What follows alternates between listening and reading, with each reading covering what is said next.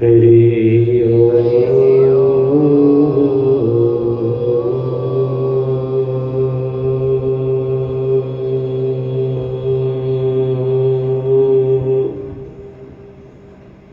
नारायण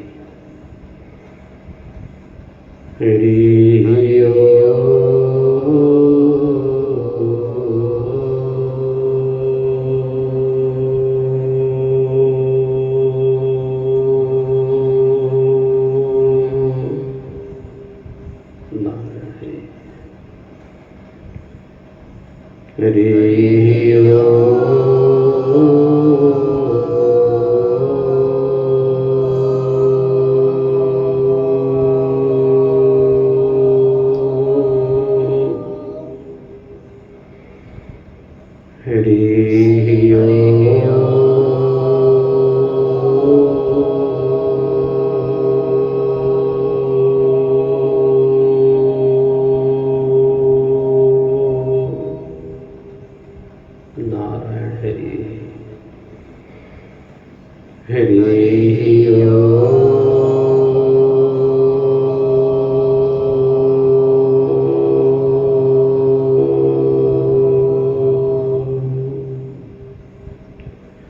ध्येयं सदा परिभवनं विष्टिदोहम् तीर्थास्पदं शिवविरञ्चिनुतं शरेण्यं भृत्यार्तिहं प्रणतिपाल भवाब्धिपोतं वन्दे महापुरुषते चरणारविन्दम् सीतानाथ समारम्भां श्रीरामानन्दाचार्यम् अस्मदाचार्यपर्यन्तां वन्दे श्रीगुरुपरम्पराम् गौराङ्गं रस्मयं नित्यं रथाचार्यं रसोऽसुकम् श्रीरामहर्षण देवाख्यं सद्गुरुं प्रणमाम्यहम् सद्गुरुं प्रणमाम्यहम् ध्यानमूलं गुरुमूर्ति पूजामूलं गुरुपदम्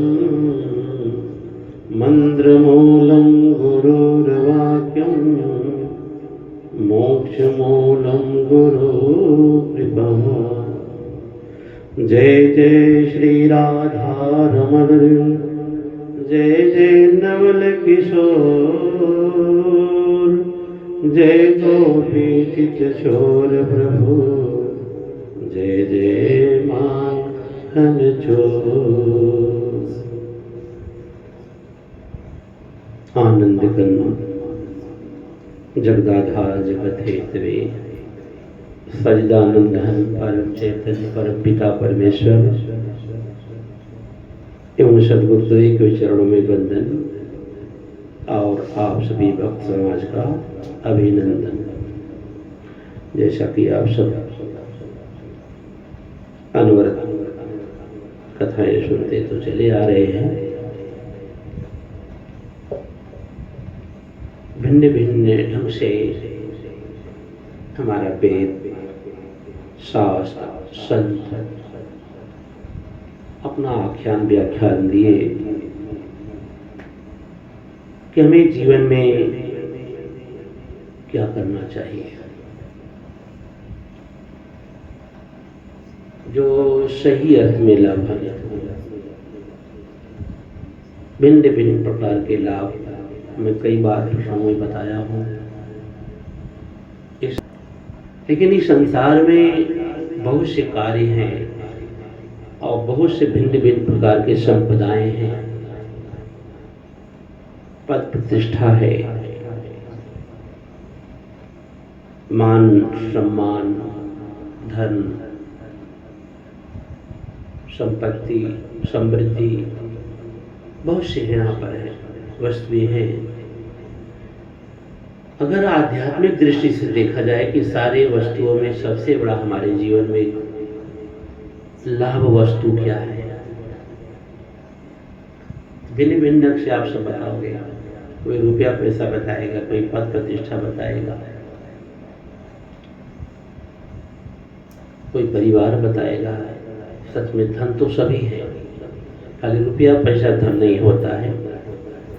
यहाँ तो परिवार भी धन है, समाज भी धन है, आपके रिश्ते भी धन है, संबंध भी धन है। इन सारे संपत्ति और धनों में अगर आप आत्मिक भाव में आकर के बताना चाहेंगे तो सबसे बड़ा लाभ यही होगा कि परमात्मा की भक्ति, परमात्मा का भजन। इस लाभ के सामने सब अलाभ है,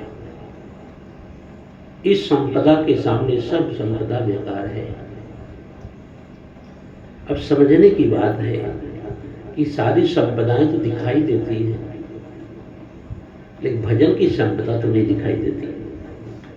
तो कैसे मान ले कि सबसे बड़ी भक्ति को ही संपदा मान लेते हैं, भजन को संपदा मान लेते हैं। भिन्न भिन्न संपदाएं हमारे जीवन में रूप लेकर के आती रहती है हमारी मदद करने के लिए। परिवार, रुपये पैसे, धन दौलत, पद प्रतिष्ठा, संबंधी सब मिलते रहते, लेकिन ये भजन एक कौन सा लाभ है जो कभी हमारी इस वर्तमान आंखों से और बुद्धि से तो कभी नहीं दिखाई देता।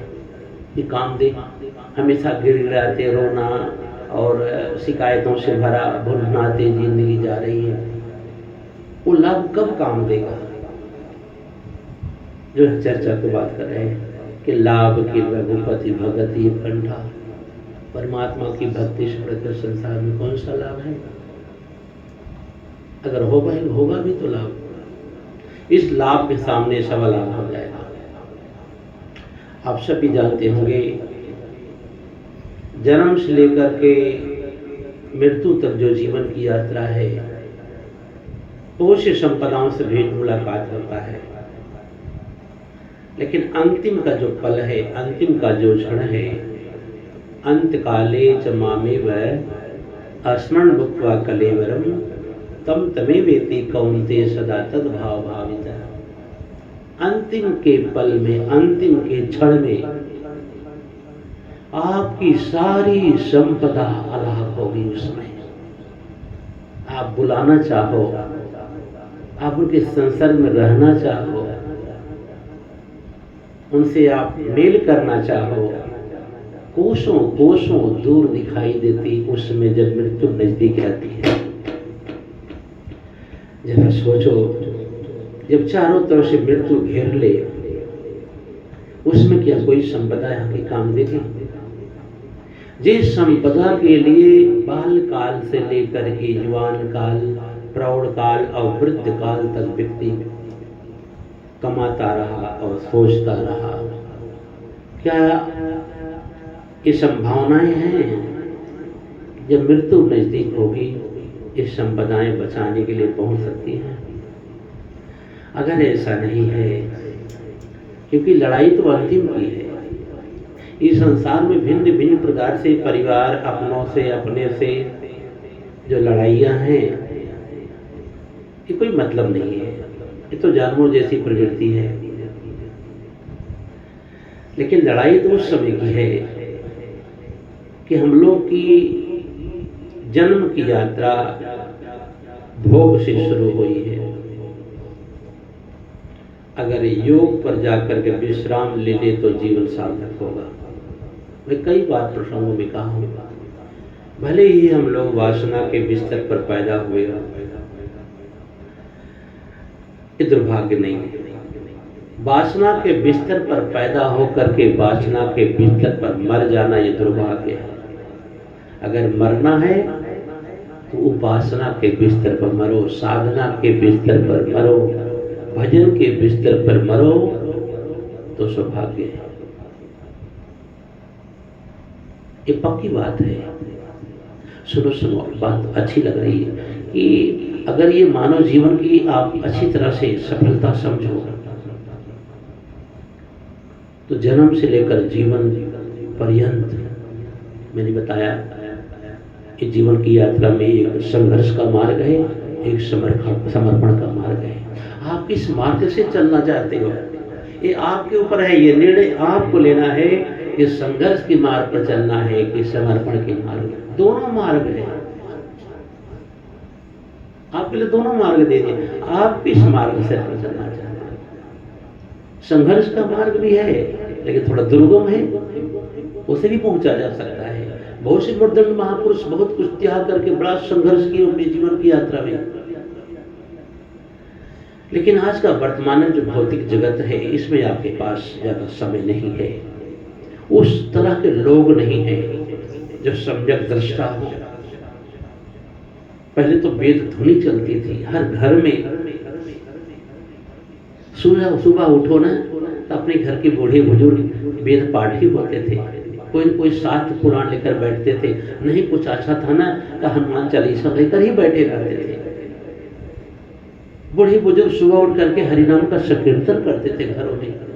एक नया वातावरण होता था, जीवन का शुरुआत वहीं से होता था प्रभु नाम से। अब तो नहीं देखने को मिलता है। सुबह उठो तो पहले मोबाइल हाथ में दिखता है, वो मैसेज कैसा आया है। जरा सोचो, ऐसे झंझावात में, ऐसे वासनाओं की भरी आंधी में जीवन की क्या गति हो सकती है?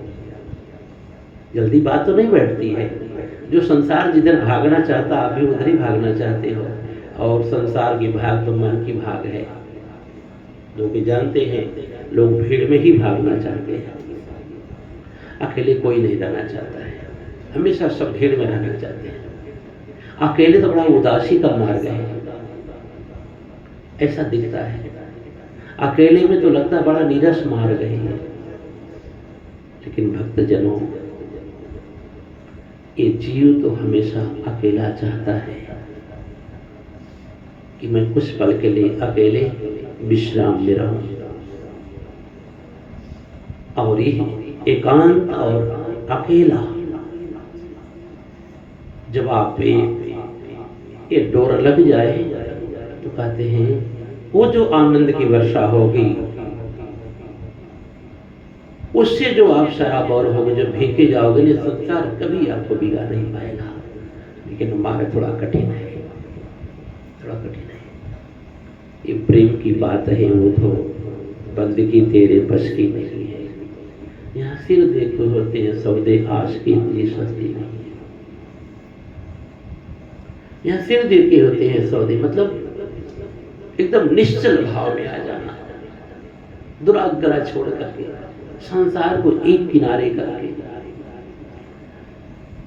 आएगा कभी समय जब संसार असार दिख जाएगा और संसार आपके मुट्ठी में नहीं आएगा, तो कुछ जीवन जीना चाहोगे आप, लेकिन जीवन खत्म हुआ तो जीने का ढंग आया, और सम्मा बुझ गई तो महफिल रंग लाया।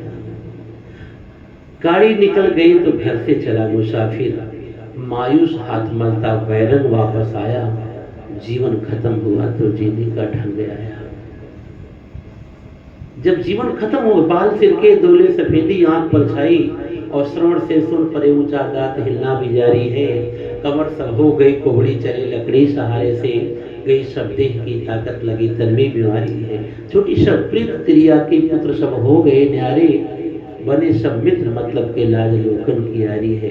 करो जगदीश का सुमिरन, भरोसा राह कर मन में, वही एक सच्ची यारी है, वही एक सच्ची यारी है। लेकिन अंतिम पल है जब हर तरफ से निराशताएं होती, तो उधर मन जाता है थोड़ा, मन ते सकल वासना भागी, केवल राम चरण भागी। तब थोड़ा वासनाएं सिमट जाती हैं, तो परमात्मा की तरफ अग्रसर होती है। लेकिन कब? जब जीवन खत्म हुआ तो जीने का ढंग आया।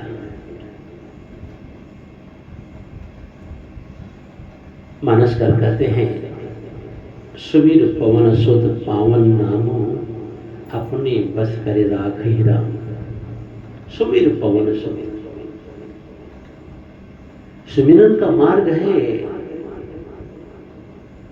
आप सब तो भक्त हो गए हो, सुमिरन करते हो, लेकिन उन विवादों के बीच में, उस झंझावात के बीच में अगर बैठ के आप सुमिरन करते हो ना, तो मुझे नहीं लगता कि अपने आप अस्तित्व को जान जाए। सुमिरन ऐसा कीजिए दूजा लखन कोय, होठ न फरकत देखिए प्रेम राखिए होए। सुमिरन ऐसा कीजिए कि दूजा लखन। मैं कभी कभी आप सबको बताता हूँ, हफ्ते में 15 दिन में तीसरे दिन में कभी आप 1 बजे रात नहीं उठोगे, 1 बजे रात नहीं, उस दिन बल्कि दिन में कुछ ज्यादा सो लो। 1 बजे रात में उठ करके 1 बजे से 2 बजे तक आप सुमिरन करो, फिर 2 बजे सो जाना। मात्र 1 घंटे की बात कर रहा हूं, वो भी सप्ताह में 1 दिन, कोई दिन चुनो।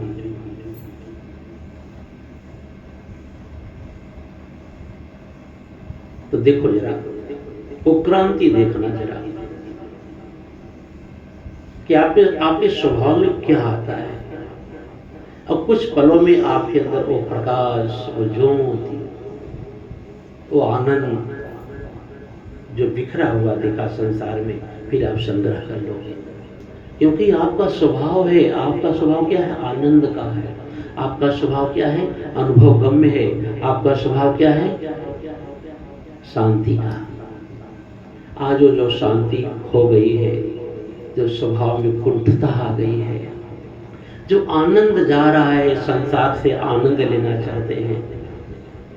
रुपया पैसा मिले तो कुछ आनंद है, पति मिले आनंद है, पत्नी मिले आनंद है, बेटा बेटी मिले आनंद है, रुपया पैसा मिले आनंद है, संपदाएं मिल जाए तो ये आनंद है, ये टिकने वाला नहीं है। मांगते मांगते पूरा जीवन भिखारी बने रहेंगे, पूरा जीवन।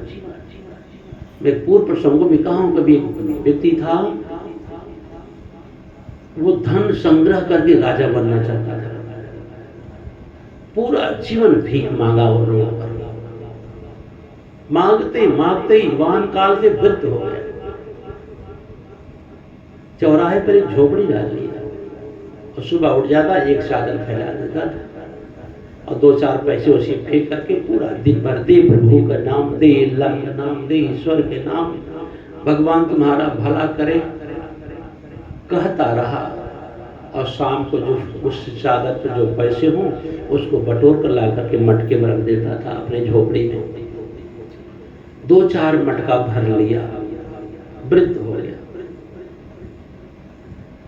एक दिन अचानक सुबह में जब उसका चादर बाहर नहीं फैला, अगल बगल के लोग सोचे कि आखिर वो बूढ़ा चला गया क्या, यहाँ से पूरा जीवन बैठ कर के यही चौराहे भीख मांगा, बाद में चौराहा बन गया था। उसके भीख मांगते मांगते वह चौराहा बन गया, वीरान था, चौराहा बना दिया उसने, लेकिन राजा नहीं बन पाया। चौराहा तो बनाया लेकिन राजा नहीं बना। एक दिन अचानक लोग अगल बगल वाले सेवादारों ने देखा कि व्यक्ति गया कहाँ। लोगों ने जाकर उसकी झोपड़ी में देखा तो मरा पड़ा हुआ था।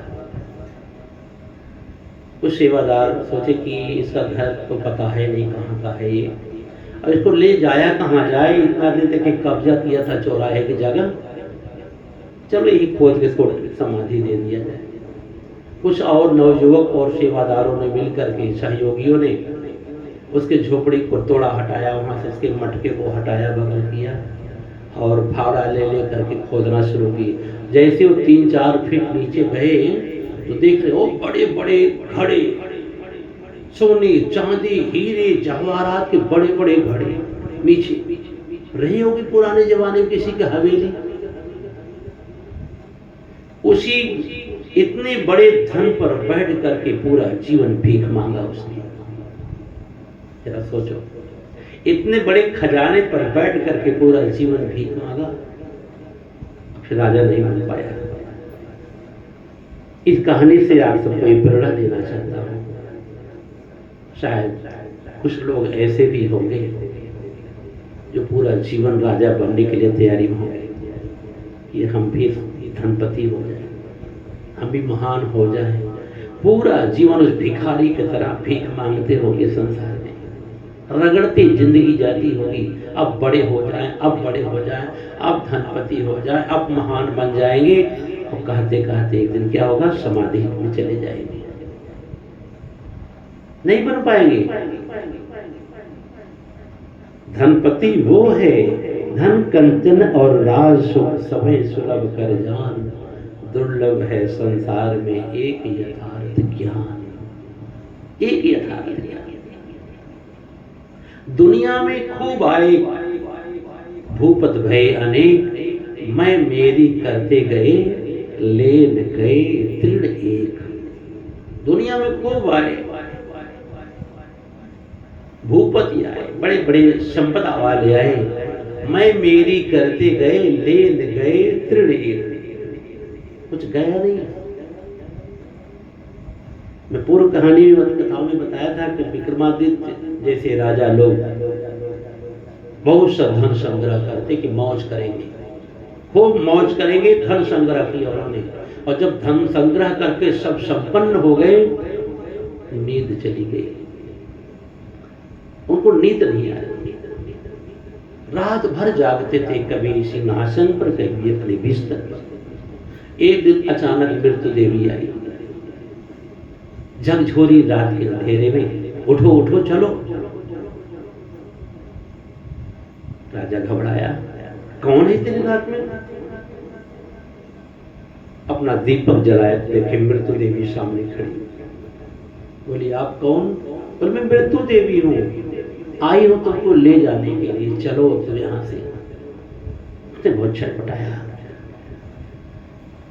कि अभी तो कल से मैं शुरू करने वाला था मौज से जीने के लिए, अभी तो धन संग्रह में लगा था, आप आ गई, स्वागत है आपका, लेकिन कृपा करो, थोड़ा मेरे पर दया कर दो। ये संपदा संभालते संभालते जीवन थक गया है, थोड़ा मौज से जीने दो ना। मृत्यु देवी हंसी, बोली बड़े मूर्ख लगते हो तुम, मैं आई अब मुझसे मांग रहे हो जीने दो? अरे दूसरा कोई आया होता ठीक रहा, चलो उठो जल्दी करो। इन्होंने समझौता करना चाहा कि ठीक है, एक बात करेंगी आप, जो मैं संपदा संग्रह किया हूं ना, उसका आधा ले लो आप।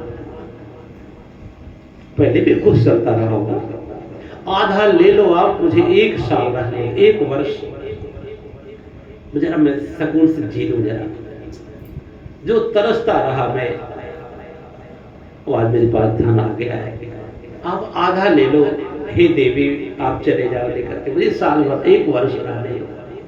मृत्यु देवी हंसी, बोले बोल कह के चलो उठो, यहाँ ये घुस पानी नहीं चलेगा, चलो उठो यहाँ से। फिर गिड़गिड़ाया उसने कि मेरा सर्वस्व ले लो आप, मुझे 24 घंटे रहने दो। ध्यान दीजिएगा आप सब, एक गंभीर बात है ये। पूरी संपदा ले लो, मुझे 24 घंटे और रहने दो यहाँ पर। मृत्यु देवी हंसी, बोले बता, पूरी जिंदगी तुम धन कमाते कमाते अब कुछ नहीं कर पाया, 24 घंटे में क्या कर लेगा? 24 घंटे में तो क्या करेगा? उसने गिड़गिड़ाते हुआ कहा, देवी मैं 24 घंटे में सिर्फ बताना चाहता हूं लोगों को, पोस्टर बैनर लगा दूंगा अपने राज्य में पूरा, और लिखवा दूंगा ये राजा मूर्खों की भीड़ में ऐसे जिया था, और जाते समय कुछ नहीं लेकर जा रहा है। आप लोग भी मुझे देखकर सतर्क हो जाना, मैं सारी संपदा यही लगा करके जा रहा हूं, यही छोड़ करके जा रहा हूं। मृत्यु देवी हंसी, सच में पगले हो तुम? 24 घंटे में जो लेखनी लिखोगे ना, कोई नहीं पढ़ेगा। तुम्हारे पूर्वज लोग ऋषि परंपरा, मुनि परंपरा, देव परंपरा, संत समाज बड़ी मोटी मोटी पुस्तकें लिख करके लाइब्रेरी भर दिए हैं, कोई पढ़ने वाला नहीं है। हमारा 24 घंटे के क्या पढ़ेगा मूर्ख, चलो उठो यहां से। यहां कौन पढ़ने वाला है? अपनी जिंदगी को कोई पढ़ ही नहीं पाया, तुम्हारी किताब कहां पढ़ेगा? बहुत जरूरी है अपने जीवन को पढ़ना। मैंने भी बताया, जन्म से लेकर के मृत्यु तक जो जीवन की यात्रा है, इसमें सबसे बड़ी कोई जरूरत है अपने जीवन को पहले पढ़ो। आप किस लिए यहां पर हो, क्या कर रहे हो? इतना सुंदरतम समय आप कैसे बर्बाद कर रहे हो? काफी आंखें बंद करके जरा सोचो ना। 1 घंटे का जो मैं आपका शिविर लेने के लिए बोल रहा हूं ना, आपकी आंखें खुल जाएंगी। ये वर्तमान आंखें तो संसार के भोग में डूबने वाली हैं, ये कभी आपको आनंद नहीं दे सकती है। ये है आनंद उधार, जहां अगर देंगे तो उधार है। ये टिकने वाला नहीं है। इन आंखों को बंद करके जरा एक अंतर्दृष्टि लगाए। दया जाप अजपा जपो, सूरत श्वास में लाए। एक अंतर्दृष्टि की यात्रा कर लो ना कुछ पल के लिए। बाहर की आंखें तो देखे ना, देखी आंखें यहां पर ना। संसार को देख करके रोने के अलावा कोई काम नहीं किए हैं। संसार में देख करके सिर्फ बीमारियां लाई यहां पर, संसार को देख करके सिर्फ विवाद लाई यहां पर, संसार को देख कर सिर्फ बौखलाहट लाई यहां पर, और संसार को देख करके आपको बीमार कर दी है। एक बार अंतर्दृष्टि में जाओ ना, ये बाह्य आंखों को बंद करके एक बार अंतर्दृष्टि में जाओ। पूर्व कथाओं में याद करना कि कृष्ण अवतरण हुआ था छोटे बालक बन करके। ये नंद नंदन जो है ना, किलकारियां मारते हुए माखन दो छीन छीन करके खाना, जूठन खाना, ग्वाल बालों के बीच में गैया चराना, गोपियों का चीरहरण करना, मटकी फोड़ना। सूरदास को लगा ये अवतार, ऐसा अवतार सारी मर्यादाओं को किनारे करके एक साधारण बालक की तरह ये क्या लीला कर रहा है? सच है अवतार? ब्रह्मा वगैरह जैसे भी मूर्ख बन गए थे। कृष्ण की लीला देख करके ब्रह्मा जैसे लोग मूर्ख बन गए थे कि अवतार कैसे हो सकता है? इस प्रकार का आचरण दिखाने वाला अवतार हो सकता है? भ्रमित हो जाते थे, परीक्षा लेने लगते थे। सूरदास बोले इन आंखों से मैं नहीं देख सकता हूं, क्योंकि मेरे पास वर्तमान की आंखें नहीं है। अपने गुरु गर्गाचार्य के पास गए, लट्ठ संभालते हुए। गर्गाचार्य दूर से देखे सूरदास को आते, बोले अरे इस सूरदास को यहाँ आने की क्या आवश्यकता है?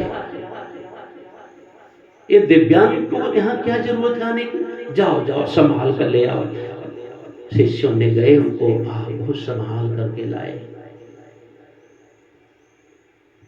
बहुत संभाल करके लाए। जैसे गर्गाचार्य के पास आए, गर्गाचार्य बोले सूरदास यहाँ आने की क्या आवश्यकता है? आप जैसे महापुरुष, आप जैसे संत को यहाँ आने की क्या जरूरत है? सूरदास ने बोले कि बस कृपा कर दो, आंखें मांगने आया हूं, आंखें मांगने आया हूं। क्या करोगे आंखें? मैंने सुना है कि कोई अवतार आया है, एक साधारण बालक की तरह लीला कर रहा है। गुरुदेव मैं उसे देखना चाहता हूं कि सच का अवतार है। इसी शरीर से अगर दर्शन कर लेता तो मैं कृतकृत हो जाता। गर्गाचार्य बोले देखते नहीं हो? देखता हूं भगवान, देखता हूं। बोले खेत में क्या देखोगे? बोले इन आंखों से जरा वर्तमान देखना चाहता हूं। गर्गाचार्य बोले सूरदास मैं तुम्हें आंखें दे सकता हूं, लेकिन निर्णय तुमको लेना है। जिस दिन तुम्हें आंखें दे दूंगा ना, तो जो तुम देखते थे लीला ना, उस लीला को छोड़ करके तुम फिर केवल संसार की लीला देखेगा, केवल संसार की लीला देखेगा। तो तू बता, तू संसार की लीला देखना चाहता है कि प्रभु की लीला देखना चाहता है? बोले नहीं भगवान नहीं, मैं तो भगवान की लीला देखना चाहता हूँ। बोले सूरदास, वर्तमान की आंखें कभी प्रभु की लीला देख नहीं पाती है, इस संसार की लीला देखेगी। वहीं पर सूरदास नतमस्तक होकर प्रणाम करके वापस हो गए। नहीं भगवान नहीं, मुझे आंखें नहीं चाहिए, मुझे आंखें नहीं चाहिए, मैं अंतर्दृष्टि से जो देख रहा हूँ उसी आनंद रहना चाहता हूँ। आप सबको भी यही कहना चाहता हूँ, कुछ पल के लिए आंखें बंद करने से नहीं काम बनेगा, सच में ये बंद कर दो कुछ पल के लिए और अंतर्दृष्टि खोल लो जरा, फिर देखना जरा आपके जीवन में क्या क्रांति होती है, क्या आध्यात्म पकता है, क्या आनंद की दिशाएं आपको दिखाई देंगी, जो हर दिशा में जहाँ चितमयी तहाँ प्रभु आसीना और सेवक सिद्ध मुनीश प्रवीणा। जहाँ चित्त लग गया वहीं परमात्मा दिख जाएगा। यहाँ तो मन लगा कर देखना चाहते हो ना, ये मन कभी नहीं देखने देगा संसार के अलावा। चित्त लगाने की बात है, तुम्हारे चित्त में इतनी करुणा कैसी आएगी? जहाँ दारुण भरा हुआ है, जहाँ विवाद भरा हुआ है, जहाँ वैमनस्य भरा हुआ है, अपने चित्त को एक बार शांत कर दो। बस इसकी चंचलता को आप विराम दे दो, उसी चित्त की दृष्टि से परमात्मा तुम्हें दिखने लगेगा। कभी ये अवसर तो आवे ना, जीवन में कभी तो ऐसा अवसर लाओ ना। एक बार ऐसा अवसर आया ना, जीवन धन्य हो जाएगा, पूरा जीवन धन्य हो जाएगा, पूरा जीवन धन्य हो जाएगा। बोलिए सतगुरुदेव भगवान की, सियावर रामचंद्र की, कृष्ण कन्हैया लाल की। नमः पार्वती पते हर हर महादेव।